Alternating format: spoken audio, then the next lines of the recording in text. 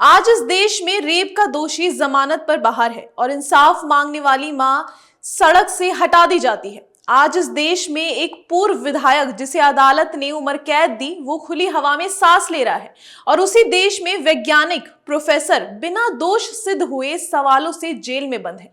तो सवाल सिर्फ कानून का नहीं है, सवाल सिस्टम की आत्मा का है। नमस्कार, आप देख रहे हैं एनबीसी भारत और आपके साथ मैं हूं अलीना खान। उन्नाव रेप कांड एक ऐसा मामला जिसने पूरे देश को झकझोर दिया था। एक नाबालिग लड़की और सत्ता के नशे में चूर विधायक कुलदीप सिंह सेंगर। पीड़िता ने आरोप लगाया, धमकियां मिली, परिवार को निशाना बनाया गया, यहां तक कि पीड़िता के पिता की हिरासत में मौत हुई। लंबी कानूनी लड़ाई के बाद ट्रायल कोर्ट ने फैसला सुनाया, दोषी को उम्र कैद। देश ने माना देर से ही सही, इंसाफ हुआ, लेकिन अब वही इंसाफ सवालों के घेरे में है। दिल्ली हाई कोर्ट ने दोषी कुलदीप सिंह सेंगर की उम्र कैद की सजा सस्पेंड कर दी। मतलब दोष सिद्ध है लेकिन सजा पर रोक है। हाई कोर्ट से मिली राहत के बाद सेंगर जेल से बाहर आ गया और यहीं से न्याय व्यवस्था पर सवाल खड़े हो गए। अब सीबीआई ने सीधे सुप्रीम कोर्ट का दरवाजा खटखटाया है। सीबीआई की याचिका में बहुत साफ शब्दों में कहा गया है, हाई कोर्ट का फैसला कानून के खिलाफ है। पोस्को कानून की मंशा को नजरअंदाज किया गया। दोषी की राहत से पीड़िता और गवाहों की सुरक्षा पर खतरा है। सीबीआई का कहना है, अगर ऐसे मामले में सत्ता से जुड़े दोषियों को राहत मिलती रही तो पोस्को जैसे कानून बेअसर हो जाएंगे।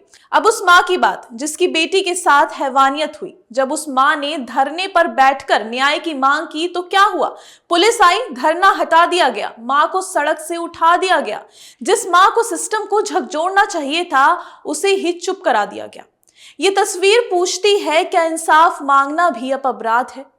अब जरा दो तस्वीरें साथ रखिए। तस्वीर नंबर 1, रेप का दोषी पूर्व विधायक, राजनीतिक ताकत, जमानत पर बाहर। तस्वीर नंबर 2, फंगसू जैसे वैज्ञानिक प्रोफेसर सालों से जेल में बंद। उनका अपराध क्या था? ना कोई हिंसा, ना कोई हथियार, सिर्फ विचार। देश पूछ रहा है, क्या विचार रेप से बड़ा अपराध है? आज सवाल अदालत से नहीं, सिस्टम से है। अगर दोष सिद्ध होने के बाद भी ताकतवर को जमानत मिल जाती है तो पीड़ित कहां जाए? अगर मां को धरने से हटा दिया जाता है और अपराधी को राहत मिलती है तो भरोसा किस पर करें? कानून के जानकार कह रहे हैं, अगर ऐसे फैसले मिसाल बने तो आने वाले वक्त में पीड़ित सामने आने से डरेंगे, क्योंकि उन्हें पता होगा दोषी ताकतवर है और सिस्टम कमजोर। अब सबकी नजर सुप्रीम कोर्ट पर है। ये फैसला सिर्फ सेंगर की जमानत का नहीं, बल्कि ये तय करेगा कि देश में न्याय ताकत से ऊपर है या ताकत न्याय से। आज अगर दोषी बाहर है और पीड़ित डर में है तो समझ लीजिए न्याय हार रहा है।